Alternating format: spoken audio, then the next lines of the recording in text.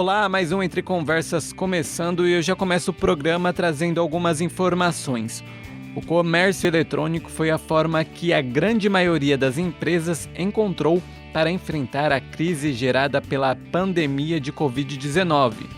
De acordo com a 9ª edição da pesquisa O Impacto da Pandemia de Coronavírus, elaborada pelo Sebrae em parceria com a Fundação Getúlio Vargas, 7 em cada 10 empresas já atuam nas redes sociais, aplicativos ou internet para impulsionar suas vendas. E esse é o tema do nosso programa de hoje. Roda a vinheta.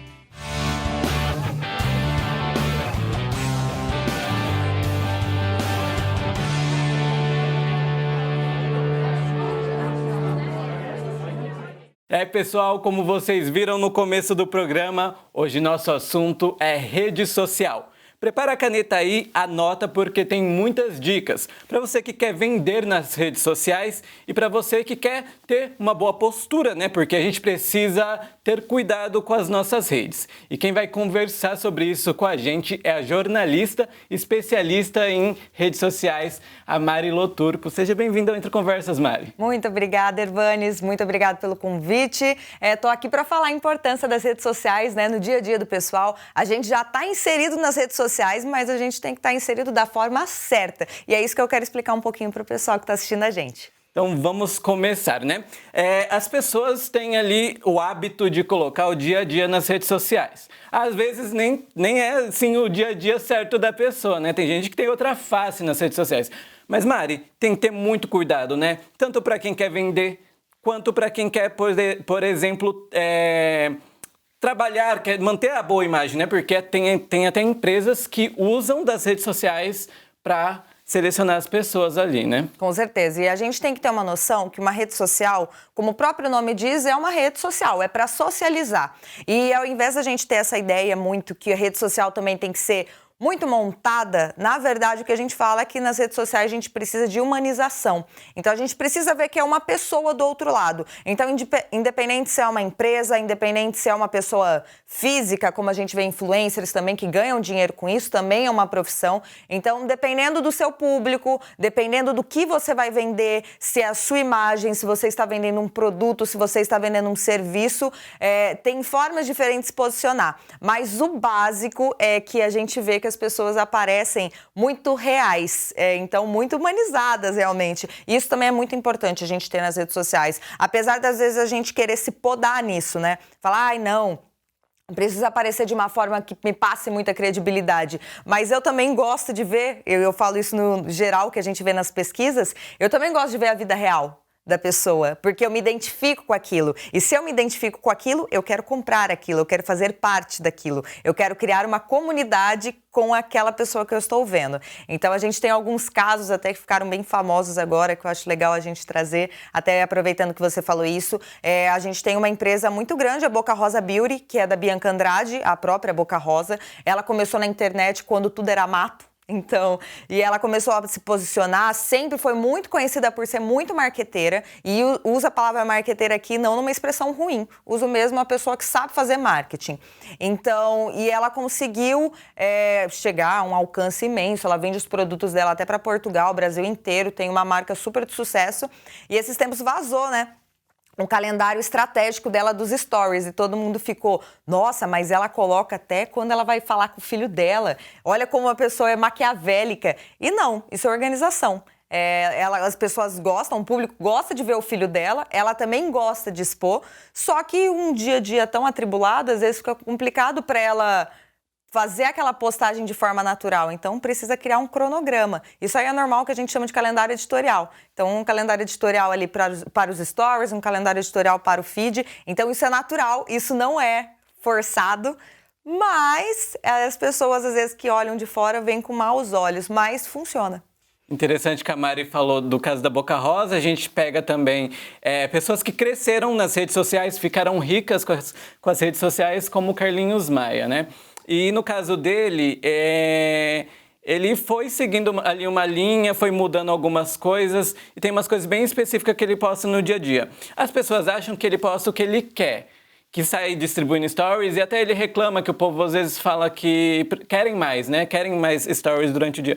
Só que, Mari, para alcançar, para o Instagram ali não derrubar, às vezes tem estratégias aí atrás, né? Sempre tem. É que o Instagram, o algoritmo, é um negócio muito difícil de trabalhar. Até quem trabalha com o Instagram é difícil identificar, porque o algoritmo está em constante mudança.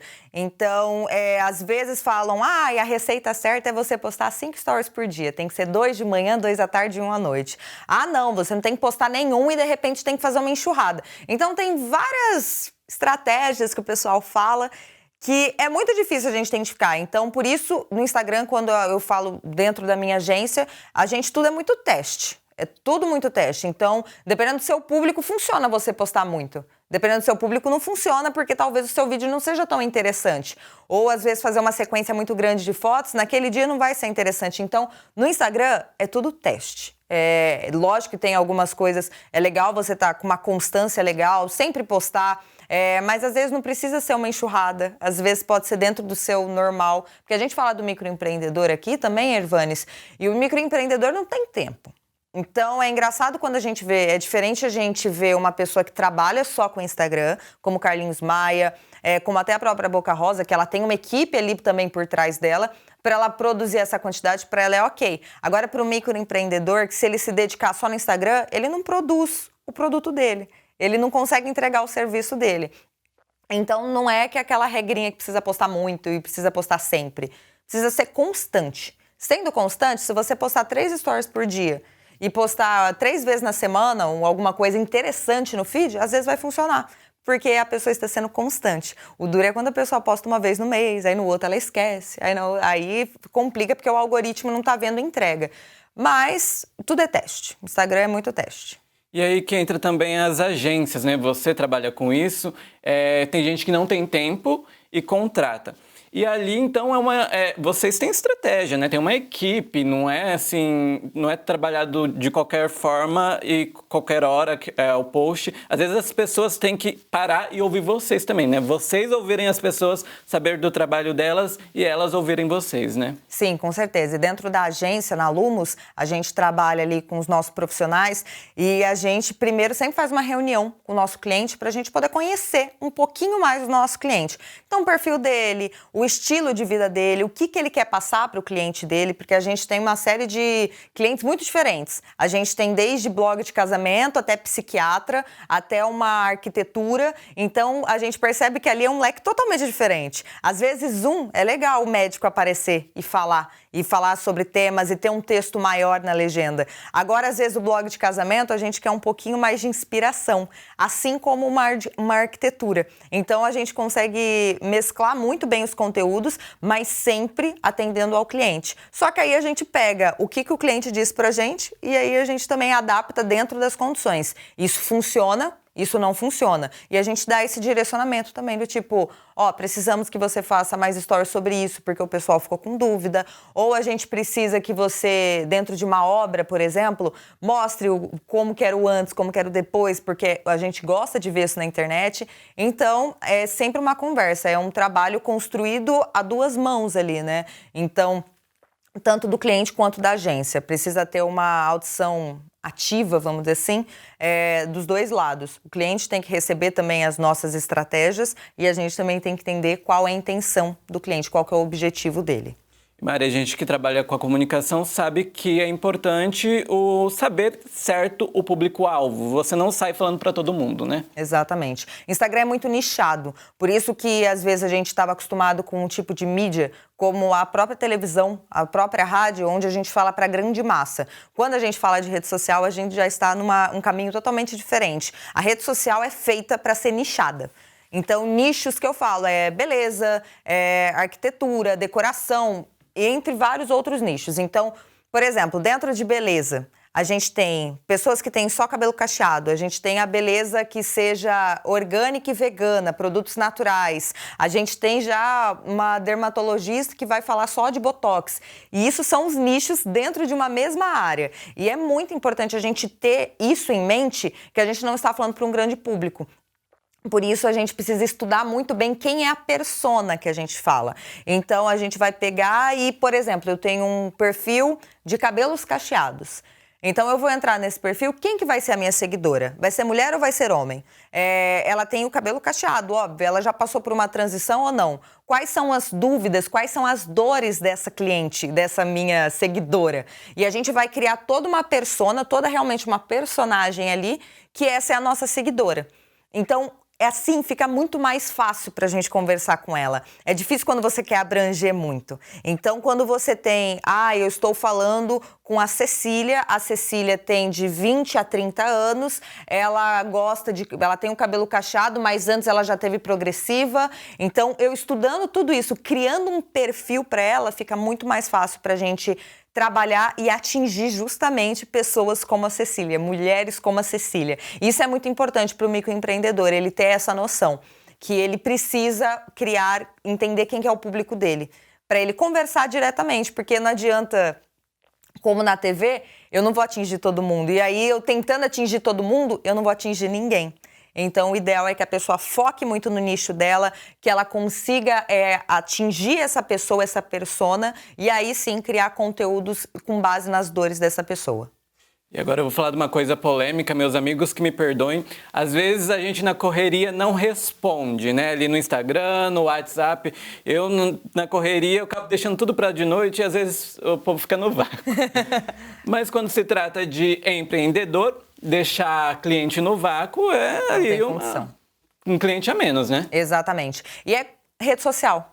Eu reitero o nome, né? Rede social era para socializar. Então, se você não responde, uma hora o seu público vai parar de conversar com você. Então, é legal que você interaja, é legal que você interaja com outros perfis do mesmo nicho que o seu, para você sempre se mostrar presente ali. E não de uma forma falsa, né? Mas realmente de uma forma onde a pessoa consiga se identificar. Falar, nossa, porque é muito chato. Isso aí a gente tem que se colocar no lugar, né? Sim. Eu vou lá, mando uma mensagem, pego um pouquinho do meu tempo, mando uma mensagem para a pessoa e ela não responde. E aí você fica no vácuo. E aí é diferente da gente, por exemplo, pessoa física que não está querendo vender alguma coisa e que às vezes está na correria do dia a dia e não consegue responder. Mas se eu posso dar uma dica aqui para um microempreendedor que está na rede social, ele precisa colocar também no trabalho dele, sentar e responder os clientes. Então, não precisa ser o dia inteiro, não é que você precisa ficar no celular, porque senão você acaba não trabalhando e não fazendo o resto, né? Então, pega uma horinha no dia, no final do dia, e responde todo mundo. Ou, às vezes, uma hora do almoço, pega como se fosse realmente do seu trabalho. Ó, da 1h30 às 2h30, eu vou sentar e vou responder aos meus clientes. E pronto, vai criando essa relação, sempre tá tudo respondido, vai para parar de aparecer aquela notificação ali, que isso também vai trazer bons resultados para ele. E para a pessoa que tem esse tempo e quer interagir, vale abrir ali uma caixinha de perguntas? Com certeza. E isso é muito importante a gente usar as ferramentas do Instagram a nosso favor. Porque elas estão lá justamente construídas dessa forma para trazer depois mais engajamento para você. Então isso é real. Quando a gente usa uma caixinha de pergunta, quando a gente usa um quiz, quando a gente usa um sim ou não, alguma desse tipo de resposta, o Instagram também entrega melhor. Então ele entrega mais o seu conteúdo porque você está usando de uma ferramenta dele. E a caixinha de perguntas, por exemplo, é uma ótima saída para quando você tem aquele bloqueio criativo.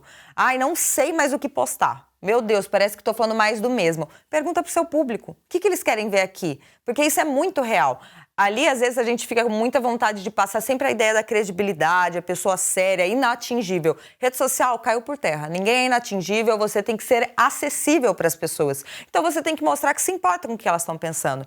Então, a gente precisa realmente olhar, conversar com essa pessoa, interagir, buscar formas de interação usando essas ferramentas. Então, faz uma brincadeira, faz uma caixinha de perguntas. Se você tem alguma coisa de moda, coloca assim, você prefere esse ou aquele. Faça interações legais, não também só por fazer, mas de uma forma um pouco mais inteligente para também atingir o seu público, conseguir aumentar essa interação e, claro, usar a seu favor na hora de criar o conteúdo. É isso aí, nosso tempo passa rápido, a gente tem muito ainda a falar, mas fica a convocação que eu falo para todo mundo. Para Mari também voltar aqui no Entre Conversas. Mari, muito obrigado por ter vindo. Obrigada. Você está convidado para voltar. Pode deixar, porque esse assunto é imenso. Se eu pudesse, falava aqui muito tempo sobre rede social. É isso aí. Para você que assistiu a gente, manda, por favor, perguntas. Chama a Mari de novo, a gente chama, conversa com ela. Eu agradeço a sua audiência, para você que assistiu aí no 28.1 ou no 21 da NET. E para você que assiste no YouTube, por favor, curte, compartilhe. Esse programa está sempre disponível no canal da TV Unicesumar. Só pesquisa lá, TV Unicesumar, Entre Conversas, e aí você encontra. Muito obrigado por sua audiência. A gente se vê no próximo programa. Tchau, tchau!